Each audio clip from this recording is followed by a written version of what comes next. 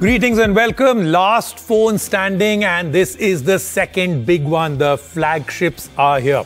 So you saw last week under 30,000 rupees, we had some incredible phones, fantastic panel. Like I said, we've got the 10 biggest tech names in the country with us. And now 5 of us join me here today. And the top 5 phones will be represented out here today. And eventually we'll declare the last phone standing. Now let me introduce the 5 people panel and take you through the phones that they'll be representing. First and foremost, Arun Prabhudesai. Everybody knows him as Tracking Tech. You know, we all learn from him. Arun, so good to have you here. Thank you, Rajiv. It's my pleasure to be here. Thank you so much for inviting me. And then, of course, Deepak Dhingra. We've been learning from you for years and years and years. So now, thanks so much. What that tagline could be. Thanks so much, Rajiv, for making me sound so old. No, absolutely. Then, of course, Dhruv, who, of course, tech is, something we all learn from you. Thank you so much, and learned a lot from you as well. Thank you, Dhruv. Thank you for being here. Mukul, first time live with you. Very excited to have you here. And, of course, then Ruhez. Thank you for having me. Fantastic. And, of course, let's take a look at all the 5 nominees. These are the best 5 phones of 2022. A lot of you have voted for it. We've got everybody else's votes out here. The iPhone 14 Pro, the Samsung Galaxy S22 Ultra, the Samsung Fold 4, the Google Pixel 7 Pro, and the Nothing Phone 1. So diverse range, different technologies, different price points, and each of them has done something very special to be here. And very soon, one of them will stand out from the crowd because it will be the last phone standing. Let's get started. So first and foremost, it's Dhruv. You're going to tell us all about why you think the last phone standing should be the Google Pixel 7 Pro. Your time starts now, 45 seconds. So Rajiv, the answer for that is pretty clear. You know what they say, when you want the best, you absolutely go back to the source. And the Pixel is Google's phone. Google makes Android, so obviously they know how to make the best Android phone in the world. But beyond that, it's got a fantastic design, very unique, beautiful colors, the best camera systems that you can get on an Android phone. A great price. It is cheaper than many other flagships. But what really sets it apart is this, sprinkling of magic fairy dust in the form of AI and ML, where it gives you capabilities that no other phone has. So for me, the Pixel 7 Pro is this year's best phone. Okay, fantastic, Dhruv. Let's find out questions for Dhruv. Dhruv, my question is, what you said about the Pixel 7 Pro is obviously all true, but I think it lacks a couple of things as far as a complete flagship premium, specifically a premium flagship experience is concerned, and that would be slow charging speed. Basically, it's something that it really lacks, right? It can't really match up to flagships in that regard. So what do you have to say for that? So there's a very interesting study by Cornell where 22 to 23 watt charging is where you hit the maximum longevity. This is a phone that's built for experience, not for spec sheets, very clearly. And I've got a Pixel 3 still around, which had slow charging at that point, and it's still running just fine. Meanwhile, some of my other phones, which had 65 watt charging, are practically dead in the water. They barely last an hour or so. So this is, like you can either give great specs on day one and have a phone which is not very functional in 2 years, or you could build a phone which is going to last you 5 years. So Dhruv, you said if you want to get the perfect or the best experience, you have to go to the source, right? But the source itself, that is Google, is getting trumped by Samsung when it comes to software updates. Lately, Samsung is doing a better job when it comes to rolling out updates. And the second question is, when it comes to the cameras of the Pixel 7 Pro, no doubts the cameras are too good. But it blurs the background, it corrects the images, but there are no more features when it comes to brands like Vivo, for example. They are giving horizon level stability in their Vivo X series of smartphones. That is like, I don't have to carry my GoPro, for example, if I'm going somewhere, right? But Google Pixel 7 Pro, it's known for the camera and the software experience, where itself it's not that great at, because brands like Samsung and Vivo are doing a better job. And all the other specifications of the 7 Pro are somewhat inferior to the other flagships out there, don't you think? Okay, I'm going to answer your question in multiple parts. We are the same people who keep on saying that experience matters more than spec sheets. We are the same people who keep extolling the benefits of stock Android, fast updates and all of that. You can either do something fast or you can do it right. And as somebody who does use some of the other flagships that we're going to be talking about, I'd rather take slow and right than doing something fast.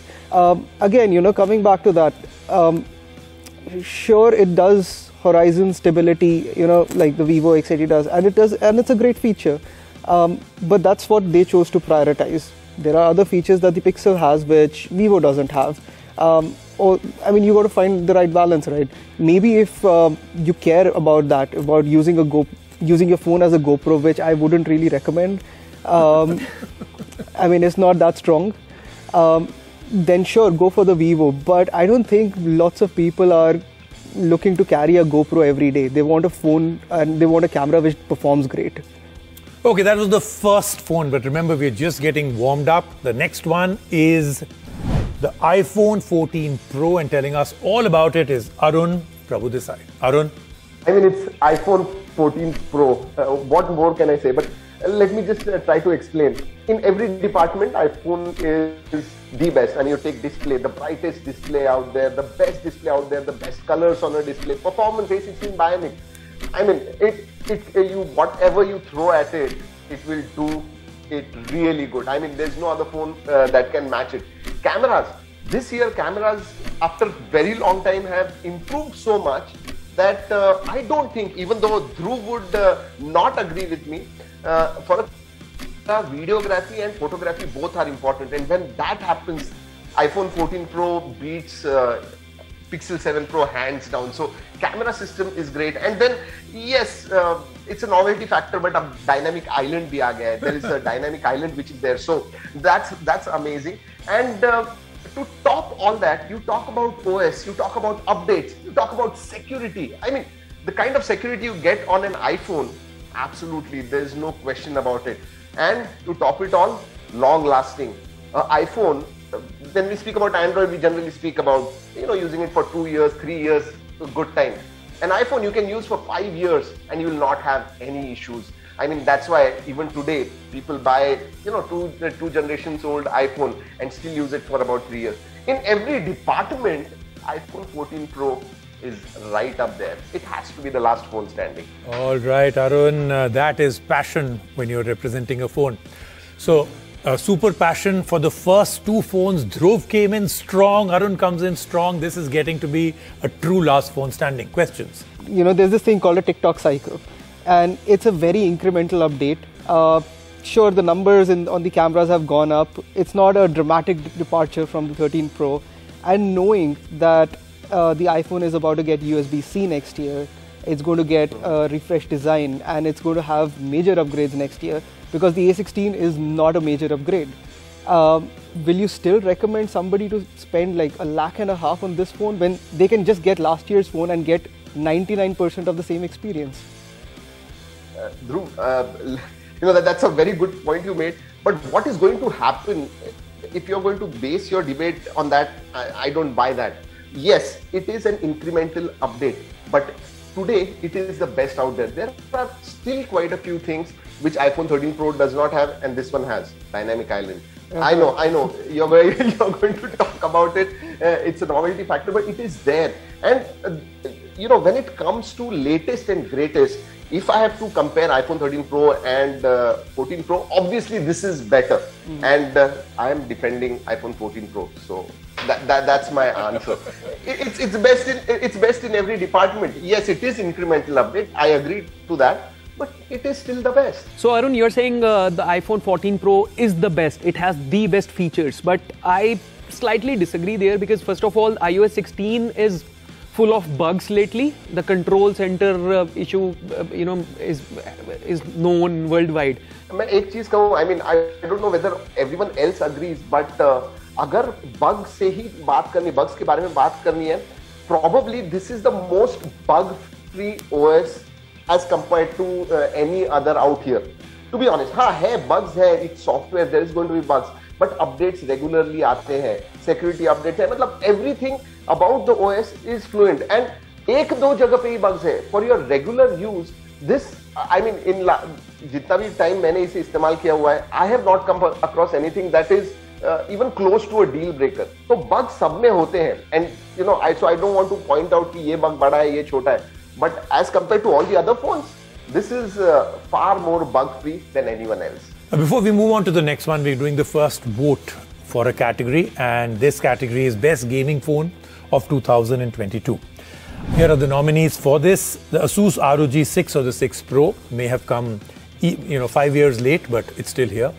The Samsung S22 Ultra, the iQOO 9T, the iPhone 14 Pro, the OnePlus 10T. I'll start off with you, Dhruv.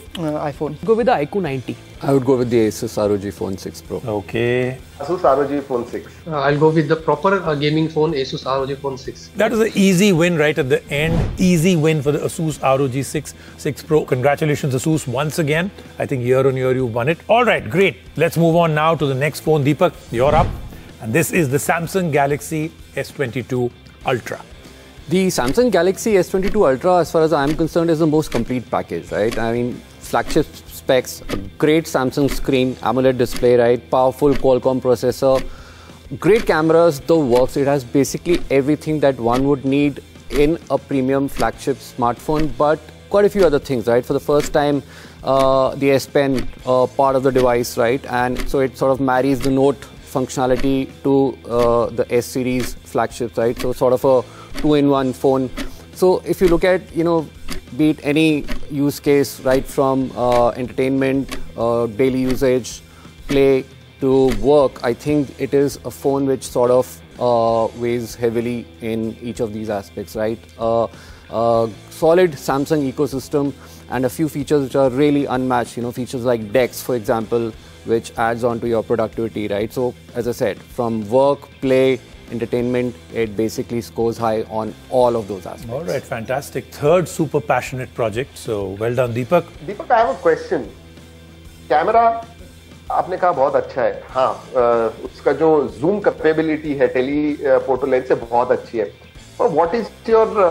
Do you think it stands tall when it comes to videography, photography with its peers at that level? याद रखिए ये भी 80,000 1 लाख का phone है. तो camera के मामले में what do you think? Does it outshine others? I think, interesting question. I think as far as video capabilities are concerned, I think the iPhone probably takes it there. I think has a lead there. But overall, when you look at it from a daily use perspective, especially from a casual use point of view, right? Low light photography, right, wide angle, portrait, all of the regular use case scenarios for photography. I think, and even months after its launch, I think the S22 Ultra really is among the top phones when it comes to photography. Votes are in. Let's move on now to the fourth phone. Mukul, you're going to tell us all about why the Nothing Phone 1 should be the last phone standing. All right. Rajiv, I feel the Nothing Phone 1 is the best phone of this year because the Nothing Phone 1 is a complete package. It offers a great display. It has a 120Hz OLED display. It has a very stable processor. The cameras are very good. They don't have that gimmicky 2-megapixel sensor setup. They have a proper camera setup. The portrait mode is very good. The battery life is amazing, and it has wireless charging. It has a metal frame. It has that glyph interface which no other smartphone at this particular price range has. And did I mention that you don't have to spend 1.5 lakh rupees to buy this smartphone, guys? As Dhruv very rightly said that, we need a smartphone which we can confidently invest in. Nothing Phone 1 won't take out too much from your pockets and still is going to give you that value which most of the consumers require. And I forgot to mention that it has a clean software experience which had bugs, but nothing has addressed those bugs as well. So now I feel at this moment, Nothing Phone 1 is the best phone of this year. Mukul, like if you take away the glyph interface, I honestly don't think there's nothing left in the phone. Okay, bad grammar, but you know what I'm trying to get at. If you want specs, there's better stuff. If you want the clean software, by your own admission, it's got bugs. So you could just as well buy a Pixel 6a or a Pixel 7. You don't need to spend on a Pixel 7 Pro.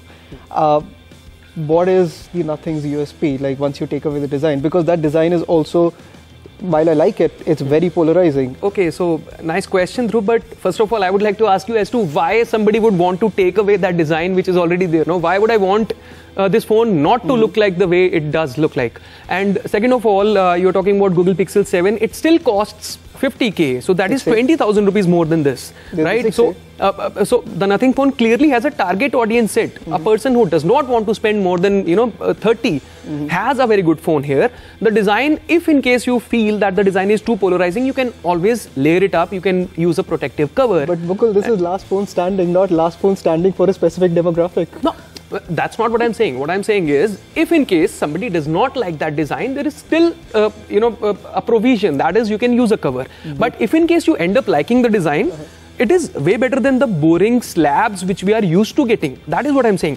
The bugs which you talked about, initially they were bugs, but nothing has fixed all of them. And nothing has been too vocal on social media about the bugs which they have. Overall, I feel that a brand or a smartphone which actually turned a lot of heads this year would be the Nothing Phone 1. Okay. In terms of brand value and resale value, if at this price you want to recommend a person phone from two brands, one is Nothing and one is Samsung, what would you recommend at this price? A Nothing phone, which is a new brand, no one hardly knows in India as of now. I know many people know, but not many also know about this brand. Or a Samsung phone which has a better after-sales service and resale value and a known brand. See, Ruhez, taking nothing away from Samsung. Samsung is a brand, and of course, if you want to go with that brand recall thing, then there is no argument there. An iPhone is an iPhone. Samsung phones are too good. But if in case as a tech enthusiast, if you want to give a brand a chance, you'll have to give that chance from the get-go. You can't be like, okay, launch Nothing Phone 10 and then I'll start recommending your smartphones, right? One has to actually test the phone and then present it to their audience. And if in case somebody wants to buy the Nothing Phone 1, I will personally easily recommend the Phone 1 because at this price point, however many smartphones I have tested this year, I feel the Nothing Phone 1 has stood out clearly. And the bugs which you are talking about, that is what I said in the first place, that they did have bugs, they did have issues, but contrary to what a lot of people believed, they actually fixed those bugs.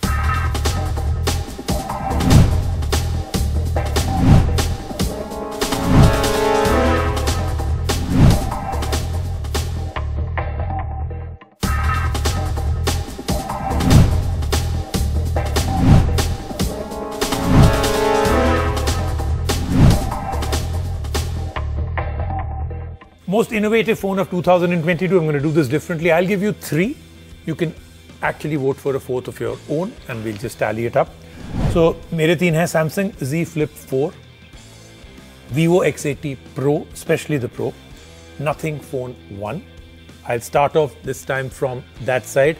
Arun, either vote for any one of these 3 or recommend a 4th. Vivo X80 Pro out of. I think it's Samsung Fold 4 because it does the work of both things, phone and a tablet. Nothing Phone 1 for me. Nothing Phone 1. Dhruv, either you could just make this more interesting or you could vote for one of them and it just takes it. I'll go with the Vivo X80 Pro.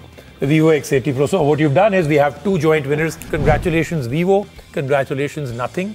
The next phone is the Samsung Fold 4 and telling us all about why that should be the last phone folding out and standing is Ruhez. Yeah, hi Rajiv, thank you. For me, honestly, the best phone standing in 2022 will be S22 Ultra, but currently I'm shooting with my S22 Ultra. So unfortunately, I couldn't find other phone. The only phone I found in my studio, which I think is the best, is this Samsung Fold 4. Because this is highly expensive. It is not for everyone, to be honest. But the kind of innovation it has, it's not new, although, but still you get phone and a tablet, and the new multitasking feature Samsung has added in the inner screen. It is one of the fastest multitasking experience I've ever seen in any smartphone. Brand value, and we have longer updates. Also, the camera is good, not bad. Under display camera inside the screen. Lots of things you can do with this phone. So for me, it is the best phone. It should be in the last phone standing of 2022. Ruhez, a great phone and very innovative device. My only concern is that it's a little unwieldy, it's a little too big and heavy even when folded, so that makes it a little impractical to carry. Of course. This is something which you will not like in this fold or any other fold, but still there are some fold, I think Xiaomi fold which has not been launched in India. It is one of the slimmest foldable phone I've ever seen. I've also unboxed it, but yeah, this is the flaw in this phone. So that is the reason I said you cannot recommend this to everyone. So, and no phone is perfect in the market. There will be good and there will be bad. So the bad, I think this is, for me, it is the form factor. Brand that pleasantly surprised you in 2022? Despite me being super critical about them, I appreciate Nothing's brave attempt at design. Nothing and Motorola. I think it would be brand IQ for me. Out and out Motorola. I have two. Motorola in terms of consistency and better value for money phones. And secondly, Nothing definitely in terms of design and something, glyph interface. They had actually surprised. Great consistency across the brand that actually surprised us all. Okay, last one. This is predicting the future. Which phone or technology or feature? This could be a wish or it could be a prediction. Are you really excited about in 2023? Rollable phones. The Galaxy S23 Ultra. So it was not too long to wait then. Huh? Yeah. Deepak? I think the evolution of the folding form factor and how it changes next year. What could happen next? Yeah. I have two things and one wish list. One is the dedicated chip that like V1 is there, the graphics chipset, which is going to really propel the quality of cameras along with 1-inch sensor. So ये दोनों जो चीजें हैं ना, that is going to take photography to next level when it comes to smartphones. And wish list, which has been there consistently for last few years, is battery technology. Not fast charging, but actual battery technology. We are on the same technology for probably 25-30 years, and that needs to change. And that is my wish list. Battery chemistry, you want solid state and graphene and others to come in, huh? Yes, that is what I want. Yeah, everybody's wish list. Koi to kare. Ruhez? One is ultra slim foldable phones, very, very slim foldable phones. Second, dedicated GPU for smartphones as well. We have dedicated GPUs for laptops and PCs. And the last one is long-lasting battery. I agree with Arun Bhai, what he said. I believe batteries should be more and more. And there should be a new technology in 2023. At least ये जो pain है हमारा वो खत्म हो जाए. Okay, absolutely. So I think all of us are looking forward to all of this happening. Kya pata 2023 actually does it. All right, results are in, and congratulations Samsung. The S22 Ultra is the winner for the entire of 2022 for a phone that was released right in the beginning of the year. It's continued right down till the end. So big points for consistency. Congratulations, all brands, all phones. Just being here in this list of last phone standing itself is a big win. But in every other way, these are the last phone standing. Thank you so much to the panel. Thank you so much for representing it brilliantly and very entertainingly. Thank you everybody for joining me on the show. And of course, we'll see you next year on the last phone standing 2023. See you then.